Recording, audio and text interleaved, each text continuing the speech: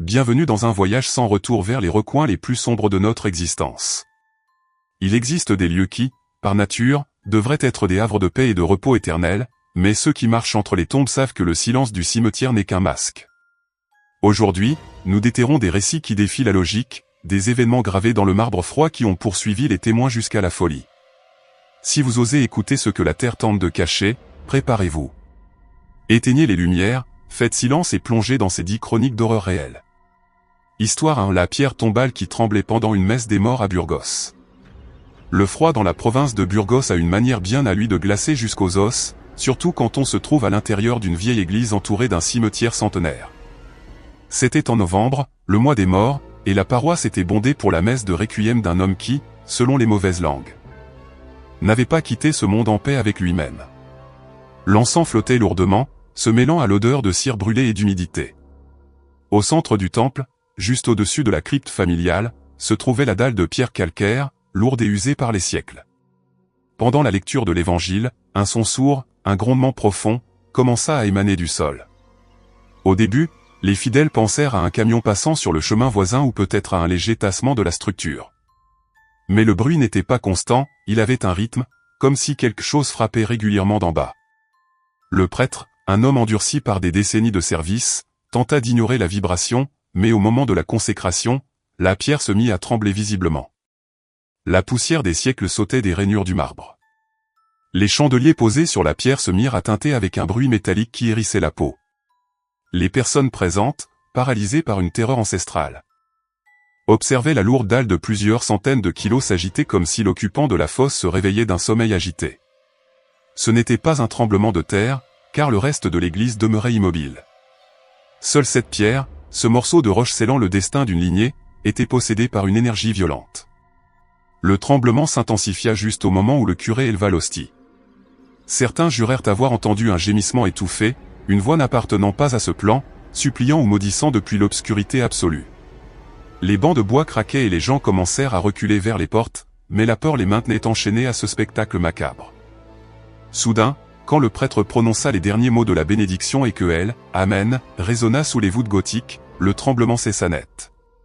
Le silence qui suivit fut plus terrifiant que le bruit lui-même. La dalle redevint inerte. Mais elle montrait désormais une fine fissure la traversant de part en part, une blessure ouverte dans la pierre que personne ne sut expliquer. La cérémonie se termina dans une débandade silencieuse. Cet homme fut enterré, mais plus personne à Burgos ne remarcha sur cette dalle sans sentir que, sous ses pieds, quelque chose attendait le bon moment pour s'agiter à nouveau.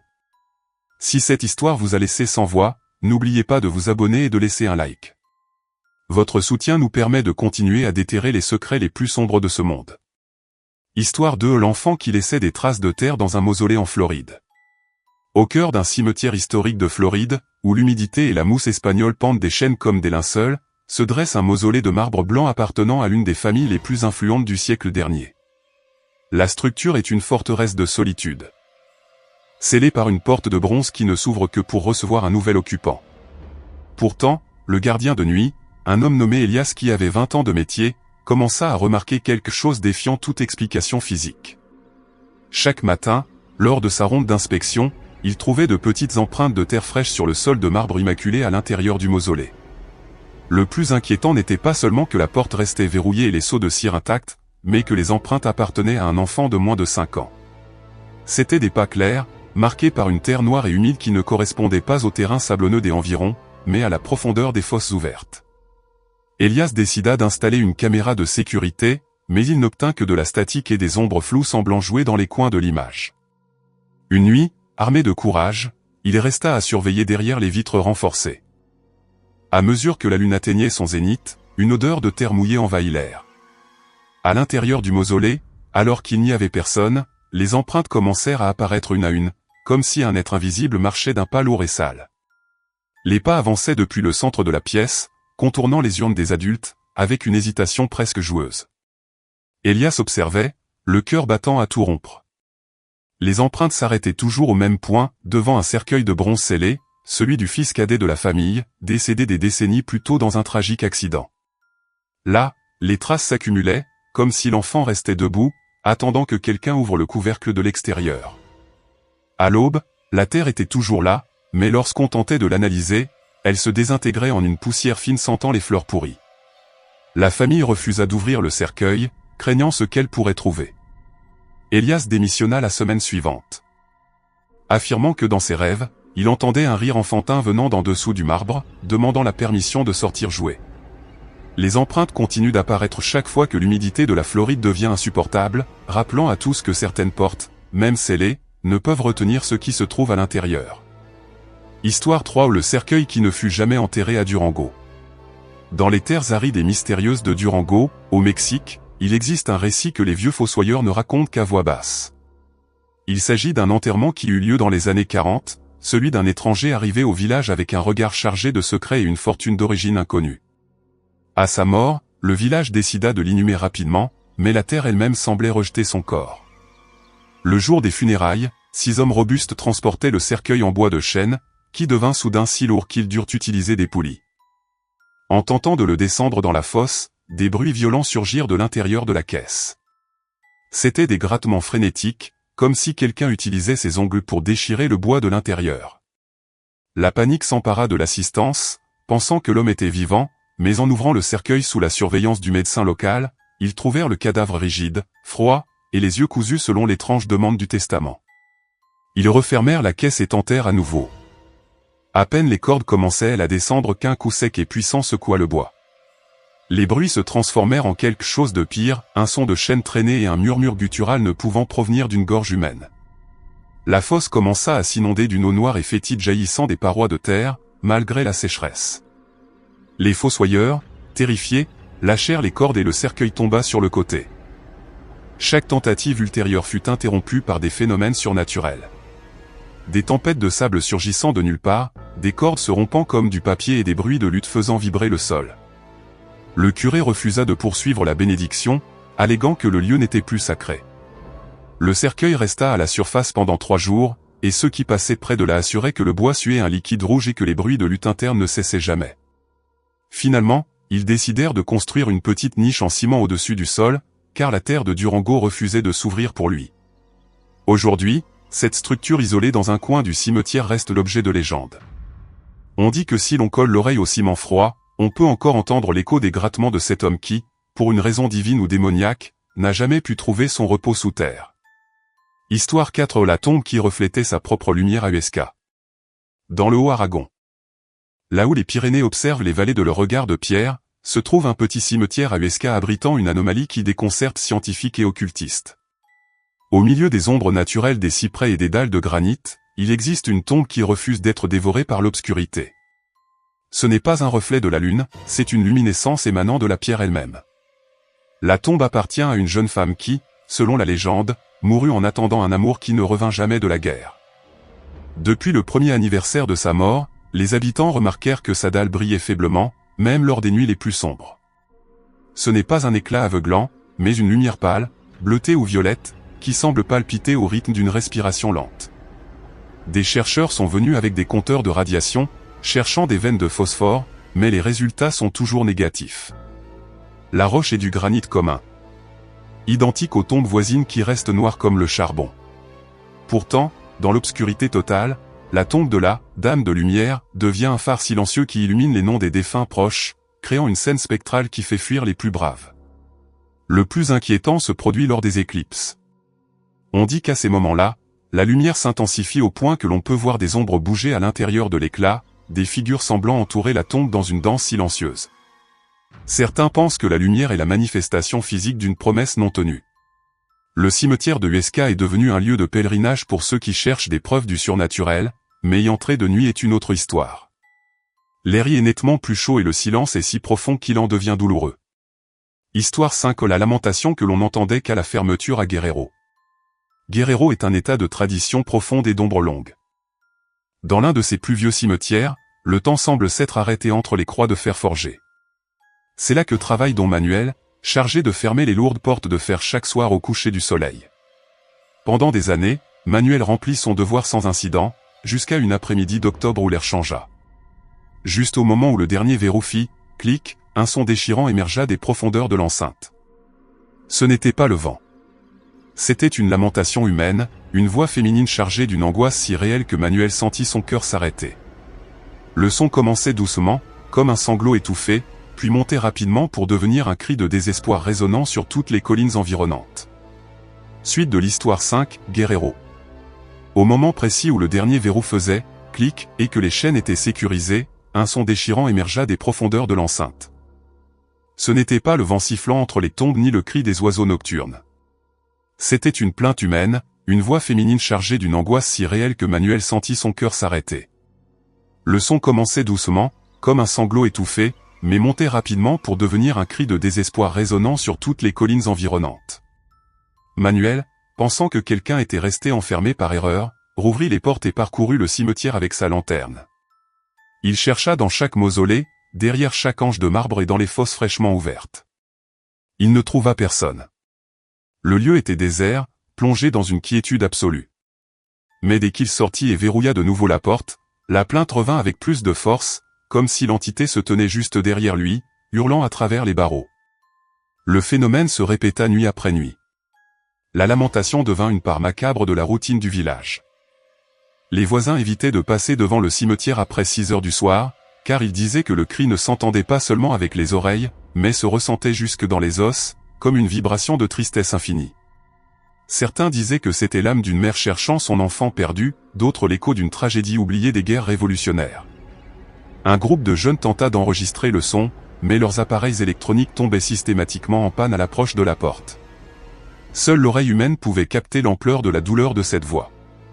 Dont Manuel finit par prendre sa retraite, mais avant de partir, il confessa que le plus terrifiant n'était pas le cri lui-même, mais que, lors de ces dernières nuits, il jura entendre son propre nom mentionné entre les sanglots, comme si la mort l'appelait déjà personnellement.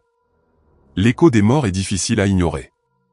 Si vous avez aimé ce récit, abonnez-vous et laissez un like pour que nous continuions à explorer les légendes de Guerrero et d'ailleurs. Histoire si le cercueil qui s'ouvrait chaque lundi dans un cimetière de Puebla. Dans la ville de Puebla, où les églises comptent des histoires d'anges et de démons, un cimetière garde un secret qui a fait blanchir les cheveux de plusieurs fossoyeurs. Dans la section la plus ancienne, un cercueil de bois précieux, placé dans un créneau familial, a l'étrange habitude de ne pas vouloir rester fermé. Peu importe le nombre de fois où on le sécurise, chaque lundi matin, l'employé de service le trouve entrouvert. Le phénomène commença peu après l'enterrement d'un homme ayant passé sa vie à collectionner des antiquités et des objets occultes. Le fossoyeur, un homme pragmatique nommé Roberto, pensa d'abord à des vandales ou des pilleurs de tombes. Il renforça la sécurité, posa de nouveaux cadenas et même des scellés de plomb. Pourtant, le lundi suivant, les cadenas étaient intacts. Mais le couvercle du cercueil était déplacé d'exactement 10 cm vers la droite, laissant entrevoir l'obscurité de l'intérieur. Le plus troublant est qu'il n'y avait aucune trace de forçage. Le bois n'était pas fendu et le corps à l'intérieur restait dans sa position originale, bien que certains affirment que l'expression du cadavre semblait changer légèrement chaque semaine. Roberto décida de monter la garde une nuit de dimanche à lundi. Vers 3 heures du matin, un froid glacial descendit sur le cimetière. Soudain, un craquement sec résonna. Sous ses yeux incrédules, le couvercle commença à glisser lentement, sans qu'aucune main ne le touche. Roberto s'enfuit et ne revint qu'à l'aube. Aujourd'hui, on dit que l'homme n'accepte simplement pas que son voyage soit fini et cherche, tous les 7 jours, un moyen de jeter un œil sur le monde qu'il a quitté. Histoire 7. Les cloches qui sonnaient sous terre dans un panthéon du Nouveau-Mexique. Le désert du Nouveau-Mexique est un lieu de cieux vastes et de silence profond, mais dans un cimetière frontalier, le silence se brise de la manière la plus terrifiante. À l'époque des grandes épidémies, la peur d'être enterré vivant était si réelle que les familles installaient des cercueils de sécurité, équipés d'un tube de ventilation et d'une corde reliée à une cloche au-dessus de la tombe. Des décennies plus tard, ces cloches ont disparu, mais dans ce cimetière précis, elles continuent de sonner. Lors des nuits de nouvelle lune, les voyageurs jurent entendre des tintements profonds émergeant directement de sous la terre. Un chercheur en paranormal a passé une nuit sur place avec des micros haute sensibilité enterrés. Ce qu'il a enregistré n'était pas seulement le son d'une cloche, mais le halètement rythmé de quelqu'un luttant pour respirer et le martèlement désespéré de phalanges contre du bois pourri. Le plus macabre survint lorsqu'une équipe de maintenance dut déplacer une tombe. En atteignant le cercueil, ils découvrirent que la cloche de sécurité était à l'intérieur de la caisse, tenue fermement par les os de la main du défunt. Le squelette était arqué dans une position d'agonie éternelle. Bien que la tombe ait été retirée, Les cloches continuent de sonner à cet endroit précis, comme si le traumatisme de cet enterrement prématuré était resté imprimé dans le tissu même de la réalité. Histoire la figure encapuchée qui écrivait des noms sur la terre à Soria. Dans la province de Soria, en Espagne, où les légendes marchent main dans la main avec l'histoire, un cimetière rural est évité par tous après le crépuscule. Les anciens racontent qu'une figure encapuchée, vêtue d'un habit noir qui semble absorber la lumière des étoiles, apparaît parfois entre les allées. Cette silhouette ne cherche pas les morts, elle s'intéresse aux vivants. Avec un long bâton de bois sombre. Elle s'arrête devant des espaces vides et trace des noms avec une calligraphie parfaite. Au petit matin, les noms sont gravés dans le sol frais, comme sculptés par le feu.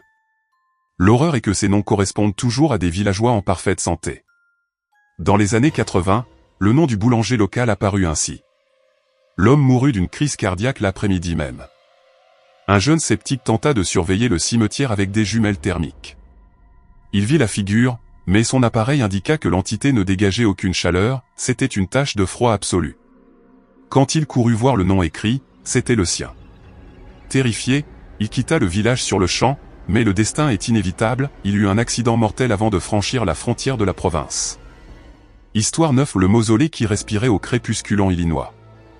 Dans un cimetière néogothique d'Illinois, aux États-Unis, se trouve un édifice qui défie les lois de l'architecture. C'est un mausolée imposant abritant les restes d'un architecte obsédé par l'idée de l'architecture organique. Ce que personne n'imaginait, c'est que sa dernière demeure deviendrait littéralement vivante. Un garde de nuit fut le premier à rapporter le phénomène. Il assura qu'à l'aube, il voyait les lourds murs de pierre se dilater et se contracter rythmiquement. En posant la main sur la paroi, il sentit une chaleur sourde et une vibration rappelant les battements d'un cœur lointain. Le mausolée semblait respirer. Un bruit d'air aspiré et expulsé par les fissures remplissait l'espace. La pierre elle-même semble douce au toucher, presque comme de la peau humaine. On dit que l'architecte a passé un pacte pour que son œuvre soit éternelle, et que le mausolée a consommé son âme pour prendre vie. C'est désormais un organisme de pierre qui surveille le cimetière, attendant peut-être le moment où il devra se nourrir de plus que de simples souvenirs. Histoire dit la tombe qui pleurait de l'eau noire à Guanajuato. Guanajuato est célèbre pour ses momies, mais dans un coin oublié, une tombe est l'épicentre d'une horreur liquide. Il s'agit d'une dalle ancienne ornée d'un ange aux ailes brisées, de laquelle jaillit constamment un liquide sombre et épais que les habitants appellent l'eau noire. Ce liquide ne suit aucune loi de la physique. Il coule du front de l'ange de marbre comme des larmes, laissant une trace corrosive qui sent la mort récente. L'analyse en laboratoire a révélé des composés organiques impossibles pour une tombe de plus de 100 ans, des traces d'hémoglobine et d'enzymes gastriques, comme si le marbre digérait un corps vivant à l'intérieur. La légende dit que la tombe appartient à un homme trahi par sa famille et enterré avec une malédiction. L'eau noire est son amertume matérialisée, une substance toxique qui tue toute plante à proximité. C'est un rappel visuel que la haine peut survivre à la décomposition des os.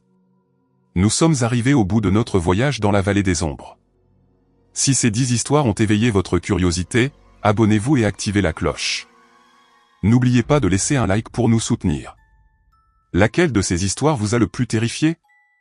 Dites-le nous en commentaire. À la prochaine, et souvenez-vous, tous ceux qui sont sous terre ne sont pas forcément au repos.